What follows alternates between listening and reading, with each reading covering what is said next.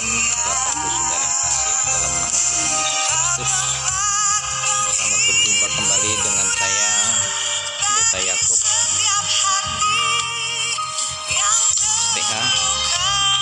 Dan di kesempatan malam hari ini, posisi saya masih berada di Yayasan Pemulihan Kasih Bangsa Nias, ingin menyampaikan suatu rahasia firman Tuhan yang berdasarkan Alkitabiah dan pengalaman pribadi dan pelayanan yang Tuhan percayakan kepada kami, yaitu pelayanan kaum marginal di bawah sebuah lembaga atau yayasan yang Tuhan beri nama melalui kami, Yayasan Pemulihan Kasih Bangsa Nias.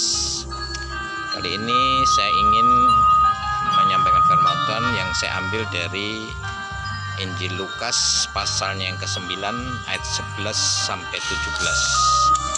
Di situ saudara bisa membaca sendiri nanti di mana di dalam Injil Lukas pasal 9 ayat 11 sampai 17 itu berbicara tentang atau membahas tentang bagaimana Yesus setelah pelayanan memberikan firman Tuhan tentang kerajaan Allah atau berkhotbah, kemudian karena memang sudah larut hampir petang, tentunya mereka juga merasa lapar, dan Yesus menaruh hati belas kasih. Tidak mungkin mereka disuruh pulang. Kalau di dalam Injil Markus pasal 8 maupun Matius pasal 15 itu Yesus menaruh belas kasihan, tidak mungkin dibawa pulang atau disuruh pulang karena mereka merasa lapar. Jadi rohaninya sudah disegarkan dengan firman, makanan mana surgawi atau roti surgawi. Namun fisik juga membutuhkan sebuah makanan nutrisi. Dan di daerah yang begitu sepi, ternyata murid-murid menjawab, di tempat yang jauh dan sepi seperti ini, guru atau Tuhan, tidak ada orang yang berjualan atau tidak ada apa-apa. Atau paling enggak lebih bagusan kita suruh aja mereka pulang mencari makan sendiri atau penginapan. Namun Yesus bertanya, ada berapa banyak yang ada pada kalian?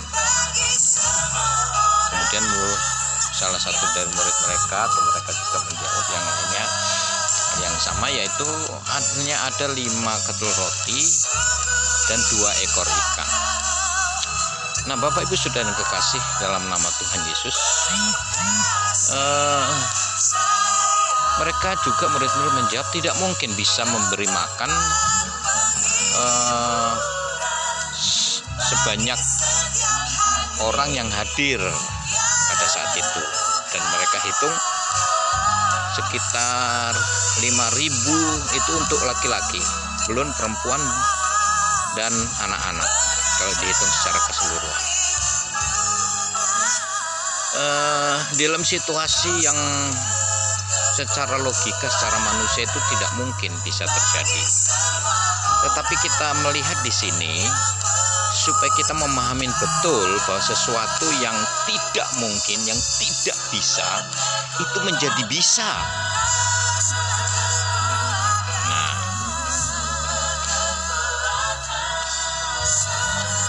Disinilah Yesus mengajarkan bagaimana agar umat Tuhan itu tidak dibimbangkan, dibingungkan dengan situasi keadaan apapun itu namanya, sesulit apapun itu namanya, sekritis apapun itu namanya. Sebab itu Yesus mendidik secara langsung, kemudian dengan tindakan yang nyata Yang Yesus lakukan adalah mengangkat tangan, mengucap syukur dengan seberapa yang ada. Bukan banyak atau sedikitnya mengucap syukur, tetapi disinilah pentingnya betapa jumlah itu tidaklah menentukan di dalam mengucap rasa terima kasih kepada Bapa di surga. Dan di sini ketika Yesus mengangkat tangan, mengucap syukur atas apa yang ada. Dan apa yang terjadi, Bapak Ibu Saudara yang kekasih, begitu selesai didoakan, maka terjadilah sesuatu yang di luar kepikiran logika manusia. Begitu 5 ketul roti, 2 ekor ikan dibagikan 5.000 orang banyaknya, belum terhitung perempuan dan anak-anak. Ternyata cukup.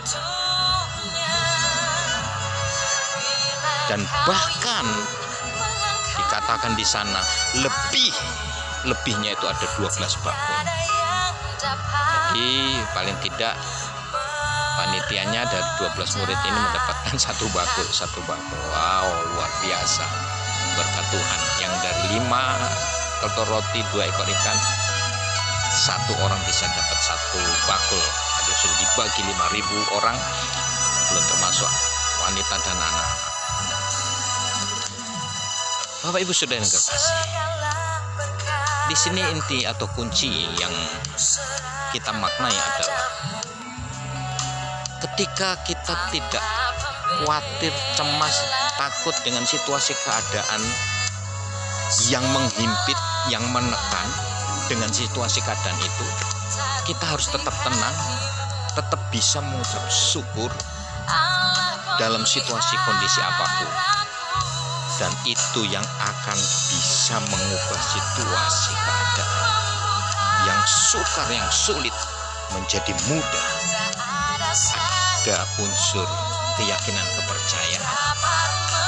Dalam bahasa sehari, sudah deh, kita mengucap syukur aja lah dengan apa yang Tuhan berikan.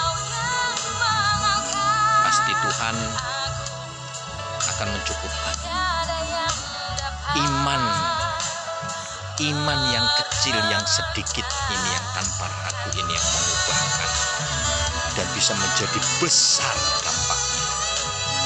Seperti yang tertulis dalam Injil Matius pasal 17 ayat 20 yang menyatakan iman sebiji sawi itu bisa mengubahkan segala sesuatu yang tidak mungkin menjadi mungkin. Berapa kali sering saya sampaikan, khotbahkan Injil Matius pasal 17 ayat 20 untuk supaya kita memiliki keyakinan yang tanpa ragu sampai kapanpun, tidak sebulan 2 bulan, tetapi seumur hidup kita memiliki keyakinan tanpa ragu sedikit pun terhadap kekuatan kehebatan Tuhan kita Yesus Kristus. Dan hal ini yang kami alami, pelayanan kaum marginal, orang-orang disabilitas mental dari jalanan maupun dari rumahan, yang beraneka ragam bentuknya, warnanya, sakitnya. Dan Bapak Ibu Saudara yang kekasih, bagaimana jumlah yang saat ini mencapai 75 orang. Dalam 4 tahun ini sudah 250 lebih yang sudah disembuhkan dan sudah kembali kepada keluarganya masing-masing. Dan bagaimana cara kami harus menghidupinya? Apa yang terjadi Bapak Ibu? Di sini saya sampaikan kesaksian ini. Sembako 30 sak itu bisa mencukupi dalam 3 bulan. Dan itu bahkan sampai ada bantuan dari pemerintahan setiap 3 bulan, tidak pernah habis yang 30 sak. Asal dimasak dimasak terus, tidak pernah habis, jumlahnya tetap. Dan sementara berbeda berasnya staf yang 20 sak, begitu dimakan untuk staf di Yayasan Komunikasi Bangsa ini hanya jumlahnya 8 orang, 12 sak dalam 2 minggu sudah bisa habis. Sementara 30 sak untuk pasien berjumlah 75 orang tidak habis dalam 3 bulan. Bayangkan Bapak Ibu. Karena ketika kami mempercayai bahwa kebutuhan kaum marginal ini yang terabaikan, yang terbuang, dianggap sampah masyarakat, itu adalah sangat berharga di mata Tuhan. Yesus sangat memperhatikan mereka. Matius pasal 25 ayat 45. Apabila engkau peduli menyambut, melayani orang yang paling hina, maka Yesus katakan sama halnya engkau menyambut aku, melayani aku, melakukan sesuatu yang terbaik untuk aku. Yang tidak mungkin, yang tidak bisa menjadi mungkin karena Yesus Tuhan kita hebat dan luar biasa. Yang tidak mungkin menjadi mungkin karena kita orang-orang percaya kepada Yesus. Kita memiliki iman, keyakinan tanpa keraguan sedikit pun. Iman itulah, kepercayaan, keyakinan tidak ragu itulah yang bisa juga mengubahkan yang tidak mungkin menjadi mungkin. Perpaduan antara tidak ada yang mustahil bagi Tuhan, dan juga tidak ada perkara mustahil bagi orang yang percaya kepada Tuhan. Tidak mustahil bagi Tuhan itulah yang diturunkan ke bumi kepada kita, dan itulah kita tarik satu persatu. Yang telah diturunkan masih menggantung, dan itu diberikan hanya kepada orang-orang yang memiliki iman sebiji sesawi. Kita tariki sesuai dengan kebutuhan kita sehari-hari. Sebab janji Tuhan itu ya dan amin, dan itu menjadi milik kita semuanya. Dari sekian ribu janji Tuhan itu menjadi kita semuanya. Sekarang pertanyaannya, saudara, Bapak Ibu yang kekasih dalam Tuhan, di dalam menghadapi situasi keadaan yang kurang menguntungkan secara umum saat ini, hanya karena COVID-19, ekonomi di mana-mana terganggu, dan mereka banyak yang mengeluh. Tetapi bagaimana dengan kita dalam menyikapi sebagai orang percaya? Apakah kita, iman kita apakah terganggu, kepercayaan kita apakah terganggu, ataukah kita tetap berpegang, berpedoman kepada janji-janji Tuhan? Itulah perbedaannya orang yang percaya kepada Yesus dengan orang yang tidak percaya atau orang yang ragu. Yakin dan percaya Bapak Ibu Saudara yang kekasih, apabila kita tetap berpegang pada prinsip-prinsip firman Tuhan, janji Tuhan, dengan iman percaya yang tanpa ragu, maka situasi keadaan bagi kita tidak akan mengubah atau tidak berubah oleh karena situasi keadaan.